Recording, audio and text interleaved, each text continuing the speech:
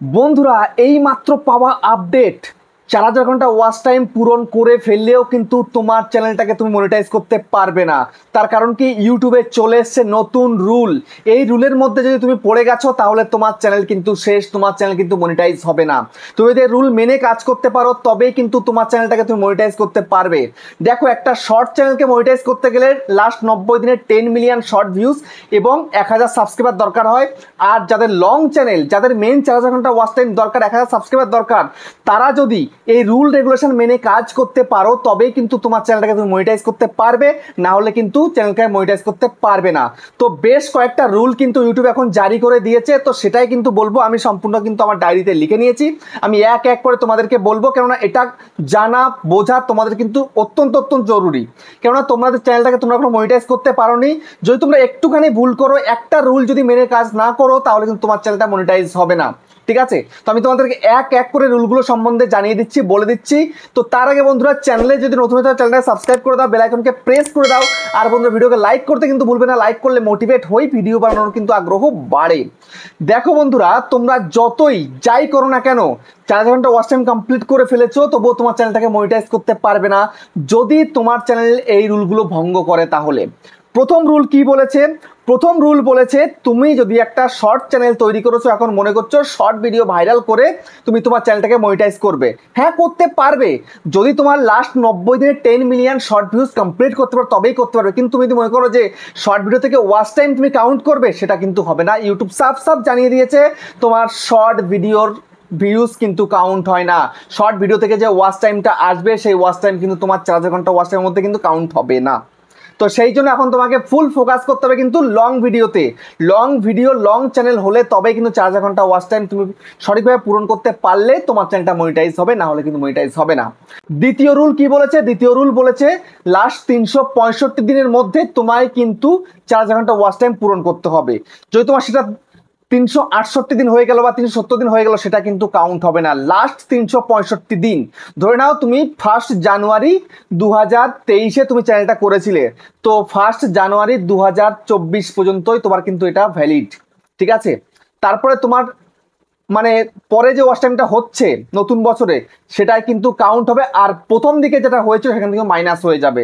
তো এইভাবে তোমার কিন্তু লাস্ট 365 দিনের মধ্যে তোমাকে কিন্তু 4000 ঘন্টা ওয়াচ টাইম পূরণ করতে হবে, না হলে কিন্তু চ্যানেলটাকে মনিটাইজ করতে পারবে না। তারপরে 3 নম্বর রুল কি বলেছে? সেটা বলেছে তুমি এখন ওয়াচ টাইম গুনছো, তাই তো? তুমি দিন গুনছো, ওয়াচ টাইম গুনছো, যে তোমার ওয়াচ টাইম পূরণ হয়ে গেছে, কিন্তু সেই ওয়াচ টাইমটা তো কাউন্ট হতে হবে তোমাকে ওয়াইটি স্টুডিওর মধ্যে। যতদিন না তুমি তোমার ওয়াইটি স্টুডিওর মধ্যে যেটা আর্ন সেকশন, সেখানে যদি 4000 ঘন্টা ওয়াচ টাইম পূরণ করতে না পারো, তাহলে চ্যানেল মনিটাইজ করতে পারবে না। তুমি হয়তো দেখতে পাচ্ছ যে তোমার 4000 ঘন্টা ওয়াচ টাইমের ওখানটাতে যেখানে ওয়াচ টাইম দেখা, সেখানে তোমার পূরণ হয়ে গেছে, কিন্তু তোমাকে পূরণ হতে হবে ওয়াইটি স্টুডিওর মধ্যে। কেননা ওয়াইটি স্টুডিও কিন্তু একদম পুরোপুরি যেটা অর্গানিক ওয়াচ টাইম সেটাই কিন্তু কাউন্ট করে, উল্টো পাল্টা ওয়াচ টাইম কিন্তু কাউন্ট করছে না। এটাও তোমাকে মাথায় রাখতে হবে। ঠিক আছে, তারপরে 4 নাম্বার রুল কি বলেছে? 4 নাম্বার রুল বলেছে, যদি তুমি গুগল অ্যাডওয়ার্ড দিয়ে তুমি তোমার ভিডিওকে প্রমোট করো, সেই ভিডিওর ওয়াচ টাইম কিন্তু কাউন্ট হবে না। ঠিক আছে, তুমি কিন্তু টাকা লাগিয়েছো, হয়তো 1000 টাকা বা 2000 টাকা তুমি অ্যাড লাগিয়ে ভিডিওটাকে প্রমোট করেছো। এই প্রমোট করার সময় যে ওয়াচ টাইমটা তুমি পাচ্ছ, সেই ওয়াচ টাইমটা কিন্তু তোমার এই 4000 ঘন্টার মধ্যে কিন্তু কাউন্ট হবে না। আবার কাউন্ট হবে কোনটা জানো? ধরো তুমি আজকে একটা ভিডিও আপলোড করেছো, কিন্তু তুমি আজকে যে ভিউজটা হয়েছে, সেই ভিউজের ওয়াচ টাইম তুমি পাবে, কিন্তু ধরো তুমি কালকে সেটা তুমি অ্যাড লাগিয়েছো। ঠিক আছে, ধরে নাও, তোমাদের ভালোভাবে বুঝিয়ে দিই। ধরো তুমি একটা ভিডিও গতকাল আপলোড করেছিলে, ঠিক আছে, এবার তুমি আজকে সেই ভিডিওটার মধ্যে অ্যাড চালিয়েছো।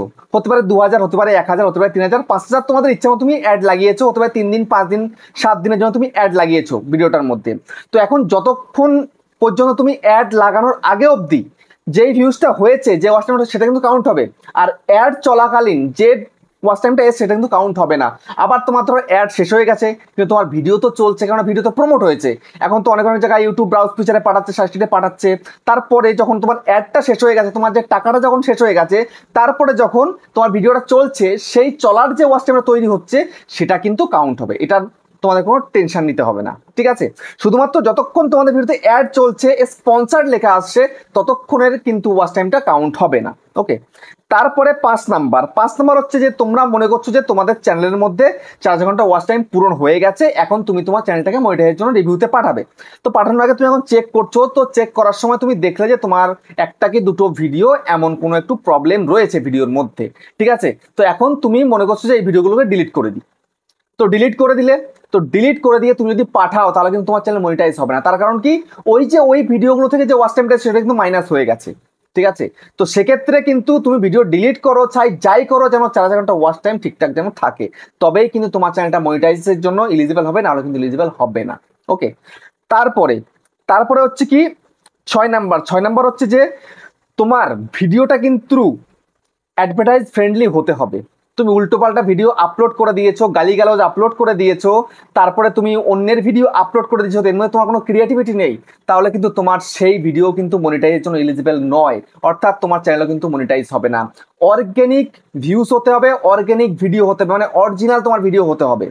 তুমি হতে পারে কপি পেস্ট করছো, কিন্তু তোমার তার মধ্যে কিন্তু নিজের ক্রিয়েটিভিটিটাকে দিতে হবে। যদি তুমি না দাও তাহলে তোমার চ্যানেলটা কিন্তু মনিটাইজ হবে না, ঠিক আছে। তুমি অন্যের ভিডিও নিয়ে তোমার চ্যানেলে আপলোড করে দিচ্ছ, তাহলে সেই চ্যানেল কিন্তু মনিটাইজ হবে? কখনো মনিটাইজ হবে না, ঠিক আছে। জাস্ট তুমি যদি মনে করো যে তুমি একটা ভিডিও একটা চ্যানেল থেকে নিচ্ছ বা কোনো একটা অ্যাপ্লিকেশন থেকে ডাউনলোড করে নিয়ে আসছো, এরে তুমি তোমার ইউটিউব চ্যানেলের মধ্যে আপলোড করে দিচ্ছ, তোমার চ্যানেল মনিটাইজ হবে? ঘন্টা চ্যানেল মনিটাইজ হবে না। এটা কিন্তু নতুন রুলের মধ্যে চলে এসছে। অনেকে কপি পেস্ট করে আমি এখান থেকে আনলাম, এখানে আপলোড করে দিলাম, ব্যাস হয়ে গেল, ঘন্টা কিচ্ছু করতে পারবে না, ঠিক আছে। তোমার চ্যানেলকে মনিটাইজই করতে পারবে না।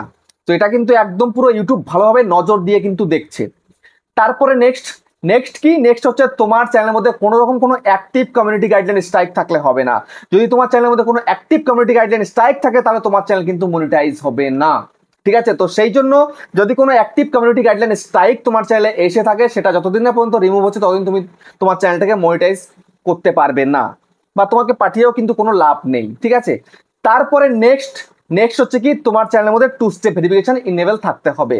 কারণ একটা চ্যানেলকে মনিটাইজ করতে গেলে কিন্তু 2 স্টেপ ভেরিফিকেশনটা অত্যন্ত জরুরি। তো 2 স্টেপ ভেরিফিকেশন করে তারপরে কিন্তু মনিটাইজের জন্য পাঠাবে, তাহলে তোমার চ্যানেলটা মনিটাইজ হবে, নাহলে কিন্তু তোমার চ্যানেল মনিটাইজ হবে না, ঠিক আছে।